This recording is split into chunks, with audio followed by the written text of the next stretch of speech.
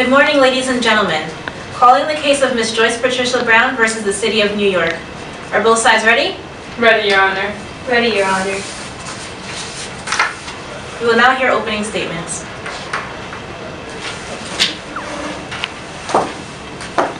Your Honor, Ms. Brown is a middle-aged African-American woman who has been living on the streets and was recently diagnosed with schizophrenia. After being admitted to the emergency room, as part of Mayor Koch's health program, Ms. Brown was chosen as a candidate and was taken in at the Bellevue Treatment Facility for medical care under professional staff. Because of her deteriorated mental state, as well as the threat she poses both to herself and passersby, it is reasonable to hold Ms. Brown against her will at the treatment facility due to her inability to care for herself. Thank you.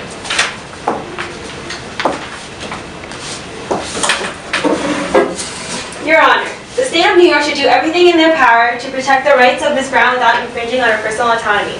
During this trial, you will hear testimony from Ms. Brown herself, which will prove her sanity and competence.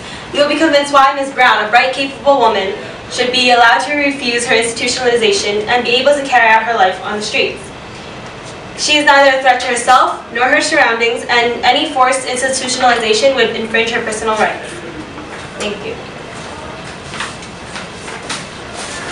The prosecution may call its first witness to the stand. I call the first witness to the stand, Mayor Edward Koch.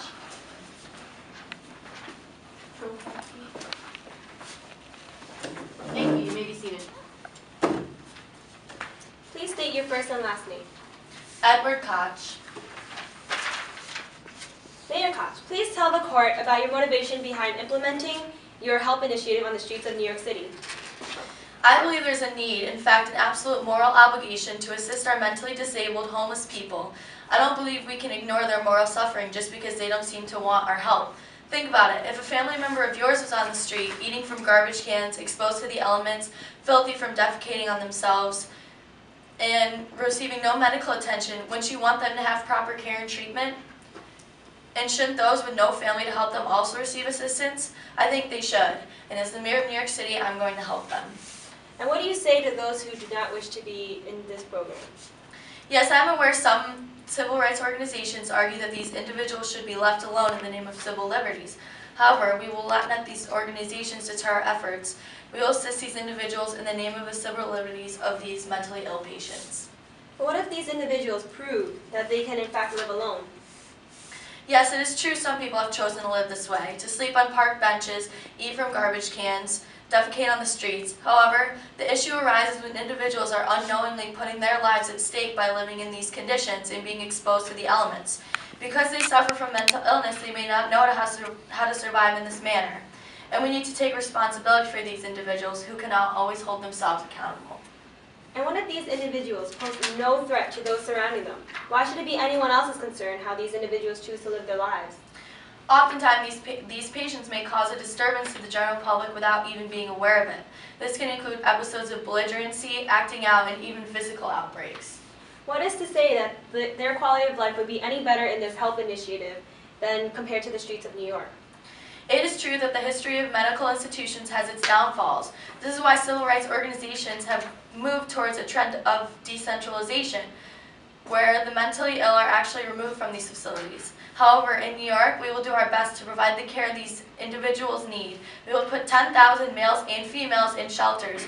We will provide them with 3 meals a day, recreational space, and sanitation facilities. Mayor Koch, I understand that you forced Ms. Joyce Patricia Brown into these institutions? Yes, we did. Ms. Brown seemed like the ideal candidate for our program. And Mayor Koch, despite Ms. Brown's wishes to remain deinstitutionalized and live on the streets, you believe that it is just to force this woman into a mental facility against her will? Yes, I do. Some may claim it is an infringement on Mrs. Brown's rights. However, it is arguably an even bigger injustice to watch this woman live in these deplorable street conditions without doing anything to assist her. As I said before, it is the city's moral obligation. Thank you, Your Honor. That is all. The defense may call its first witness to the stand. I call Ms. Joyce Patricia Brown.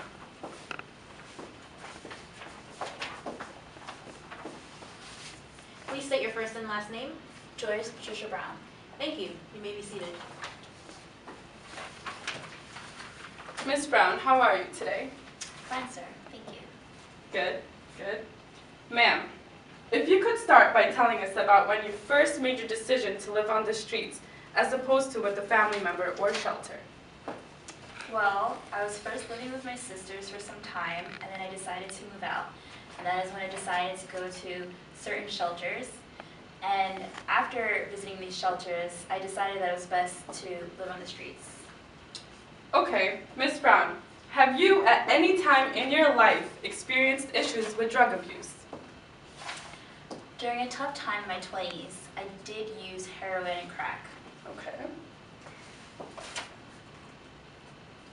It was my escape. I was dealing with issues with my family at the time. And during these tough times, Ms. Brown, have you never once became interested in living in a shelter or mental facility where you could seek help? No. I was kicked out of shelter for a fight. I was tricked by my sisters and being admitted into a psychiatric ward where they tried to force feed me. I didn't want medication or tranquilizers. I wanted to live the way I wanted to live. I see. So during your time in a mental facility, were you ever diagnosed with a mental disability? Yes, they said I had schizophrenia. And despite this diagnosis, you didn't want any sort of treatment, despite witness claims as well? No, I didn't want any type of medication. And though it might have changed my personality, it didn't mean I needed medication. Ms. Brown, would you say you were rational in making your decision to live on the street? I was completely rational living on the streets. So how do you explain defecating on yourself?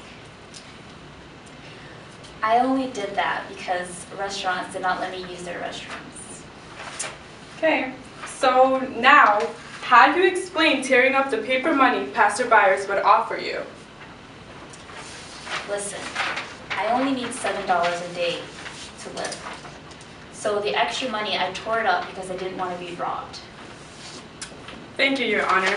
That is all. Are you ready with final arguments? Yes, Your Honor.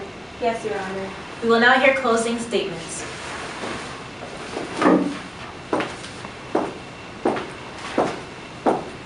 Psychiatrists have testified that Ms. Brown, who suffers from schizophrenia, should be treated in an institution, and if continuing to live on the street, she would surely deteriorate. Her self-neglect has become so severe that it is absolutely appropriate and in the best interest of the city to hold her against her will. Though Ms. Brown may seem lucid and perfectly competent during her testimony, it is known that individuals with schizophrenia are often bright and experience episodes of utter rationality and competence. We must be proactive in taking all precautionary measures to ensure that Ms. Brown or other individuals suffering from similar illnesses do no personal harm to themselves or others.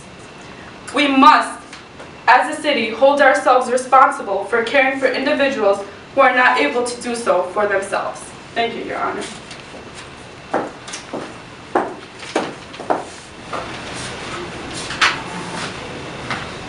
Ms. Brown has proved in numerous ways, including her previous testimony, that she is not psychotic, not dangerous, and not incapable of caring for herself in any setting. The only evidence the city has of signs of psychosis is that she goes to the bathroom in the streets. That occurs in the city almost every day due to lack of public facilities. Therefore, holding Ms. Brown against her will in a state-run facility as part of Mayor Koch's health program is a total infringement on this woman's liberties. The jury has reached a verdict. Ms. Brown has proven to be rational, logical, and coherent throughout the duration of her testimony. The city has failed to prove her to be any sort of danger to others.